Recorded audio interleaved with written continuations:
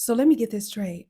Your God gives you a mind, but then turns around and tells you not to use it. Lean not unto your own understanding. Well, whose understanding am I leaning on then? Because to me, any system that is telling you not to think is positioning itself to think for you. And baby, we can't have that now, can we? I have always said that Abrahamic religions don't just guide beliefs, they condition obedience.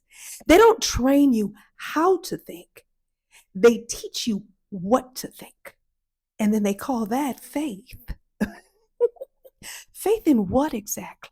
Did you know that there is actual research in neuroscience showing that when the part of your brain that is responsible for critical thinking and doubt, the prefrontal cortex, is impaired or underused, that people become more certain, more rigid, and more fundamentalist in their beliefs?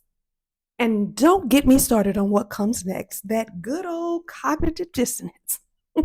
A perfect combination for the making of good sheep. So if you're in a system that discourages questioning, labels doubt as the devil, and tells you that your own mind can't be trusted, what do you think happens over time? Oh, it's giving brain rot, baby. This is why when you speak to Christians or debate them, they often just repeat the same Bible verses and dogma that they've been told over and over and over again, not an original thought in sight.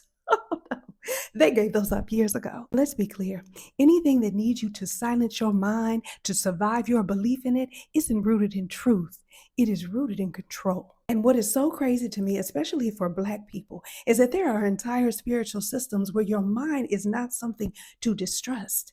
It is something that is sacred, something to venerate, strengthen, build relationship with, and turn to in your time of need. In African spirituality, specifically Orisha practice, we call this Ori, your divine consciousness, your inner authority, the foundation of everything. Nothing and no one can give you anything that your Ori does not accept.